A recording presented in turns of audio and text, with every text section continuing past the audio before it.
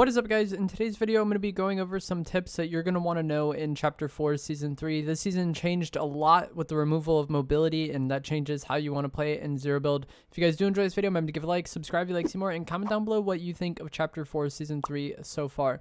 So, with the lack of mobility, fast heals are even more essential now than ever because you can't really reset fights easily. The Chug Splash was vaulted, which was like kind of one of the premier fast healing items, but the Slurp Juice is still in the game. You can still get this from Vault, Combat Caches, or the Island, and I would highly recommend getting one of these Slurp Juice. It's a huge deal with the lack of fast heals in the game. It was really insane last season, and nothing has really changed, but I do think that the Vaults aren't as like high of a priority. You can get the Mythic Flapjack Rifle from them, which is good. It's very good, but it's not as big of a game changer as getting the Mythic Pump was. So I wouldn't feel bad at all about like giving up the vaults and not going to them and just going for the Combat Cache instead to get your slurps. But one way or the other, I think you're definitely gonna want to get Slurp Juice. So if that means you go to a vault, cool. If you're not able to get to the vault for whatever reason, like maybe just one doesn't spawn near you, which can happen this season, go for the Combat Cache. I think it is very important that you have Slurp Juice right now. And then when Island spawns in, I think you're definitely going to want to contest that. Just like last season, the Island fights will probably be the fights that decide the game. It's not as insane because there's no mobility in the game. So in-game kind of plays out slow no matter what this season, I feel like. But having the Mythic Drum Shotgun is very good. I think the Drum Shotgun is busted. And you get the refresh of slurps, which is nice. And you also don't have to play against the Mythic Drum Shotgun if you have it, which is very nice. So I still would recommend going for the Island. And I think a lot of times you're going to fight a lot of the better players on that Island because those are the people that kind of know, like, I'm going to go and get this. And then hopefully that's going to help me win the game. So nothing has really changed in that regard. But I do think it is very important that you get Slurp Juice. We'll get to another reason why slurps are important later on in the video. Another thing that is very important this season, which is kind of different from last season, is that bunkers are incredibly important. With the lack of mobility, bunkers are the only thing you can do to change the outcome of a fight. You know, like if you're not in a great scenario and somebody has better cover than you or better positioning than you, and they just start like frying you with a red eye or the new DMR, then you're probably just going to lose that fight.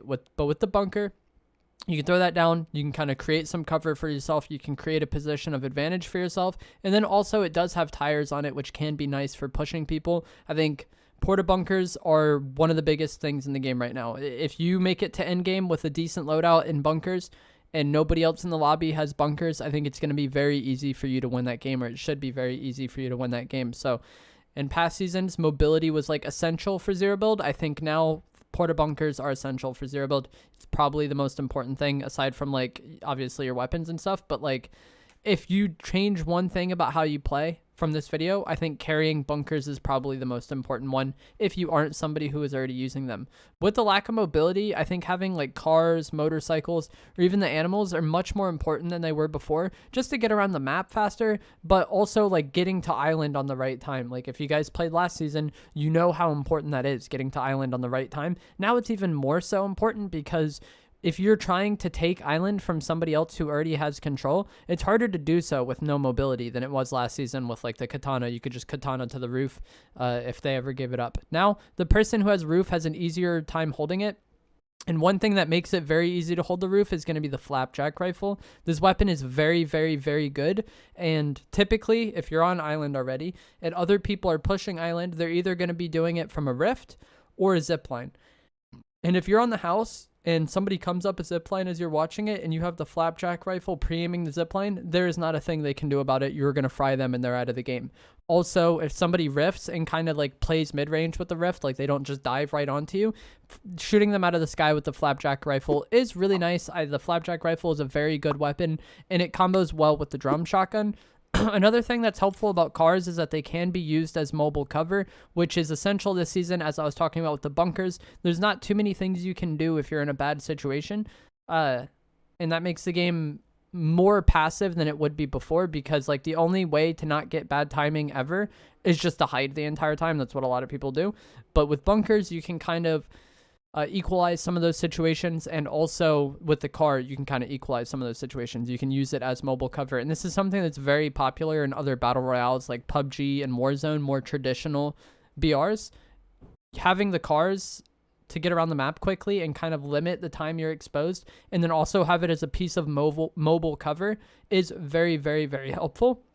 And you can also do drive-bys in the car. So if you're driving and you see somebody, you can seat swap and just start frying them with your red eye. And this is another thing that is very popular in battle royales like PUBG and Warzone, and it works great in Fortnite as well. It's very difficult for other players to deal with you when you're doing this to them. I think another huge tip for this season is that you need to be more mindful of the storm and rotate early if possible. So this is very important in game, but it comes into play at any point in the game because I've seen a lot of players talk about dying to storm this season. It's not really a problem that I've had as much, but I know a lot of players have had this problem more so this season than any other season before, and a decent portion of that is the lack of mobility and the difference in how you play the game. With mobility, you could late rotate pretty often, and it was a pretty good play to do. I'll have a clip here in Mega City. So I'm on a rooftop and this other player is on a rooftop too. We kind of have like equal positioning. Zone pulls off of Mega City onto like the dormant volcano, and I end up rotating early, whereas he waits until the last possible second to rotate. And the reason why you would typically want to wait until the last possible second to rotate is that you hold that position of advantage until it isn't in game anymore, essentially. And then you would just katana into zone or shockwave into zone or whatever mobility there was.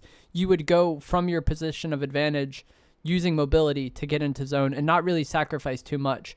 But without any mobility in the game, late rotating in zero build is very problematic, and you need to be much more mindful of where zone is going, how you're going to get there, and getting there at an appropriate time. Another reason why late rotating was often good was like the person that got ahead first would often just kind of get dove on by everybody with mobility at times if you made yourself too much of a target.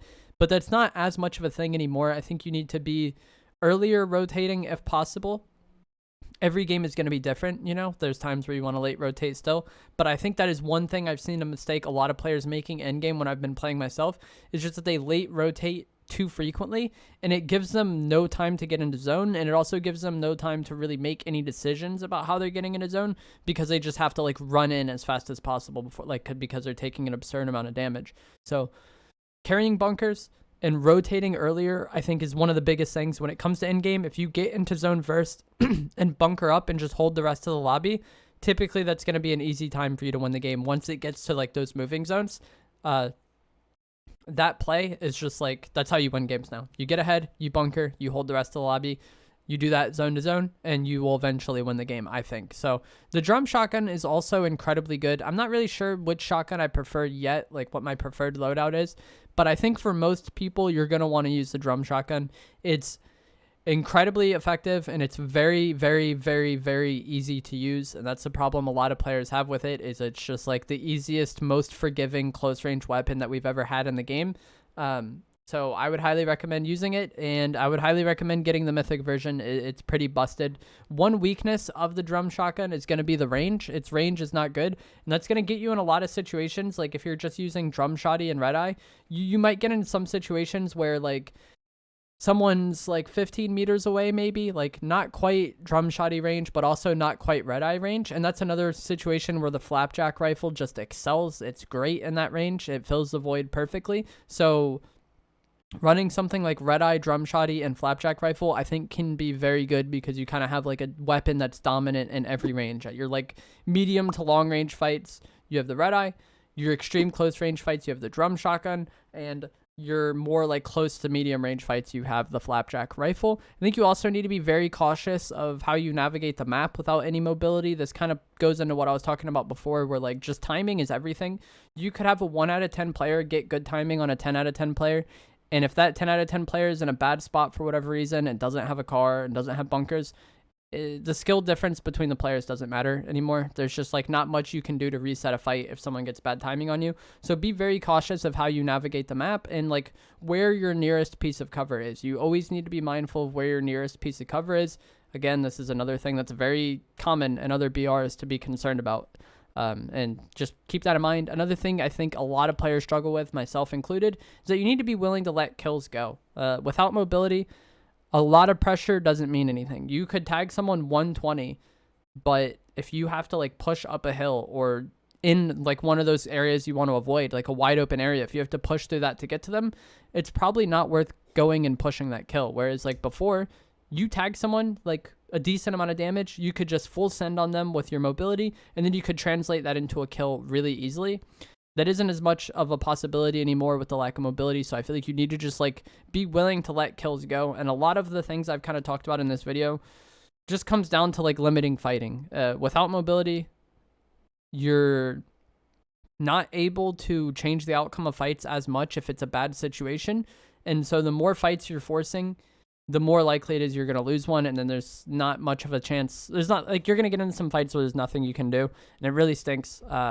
But that is just kind of the nature of the game with no mobility. You just need to play more cautious at all times, and that just leads to a lot of people not taking fights and the game being much slower overall. But that's going to be my advice for the season. I think some of the biggest things you can do is just carry bunkers, use cars more, and be willing to use them as mobile cover. And if you're able to rotate earlier than the rest of the players in the lobby, especially if you're watching this video as it just comes out, a lot of players aren't used to it yet, and so they're just constantly late rotating. But rotating early can just give you a huge advantage in the game right now. But that is going to be it for today's video. If you enjoyed this, remember to give it a like, subscribe if you'd like to see more, and I will see you guys in the next one. Thanks for watching.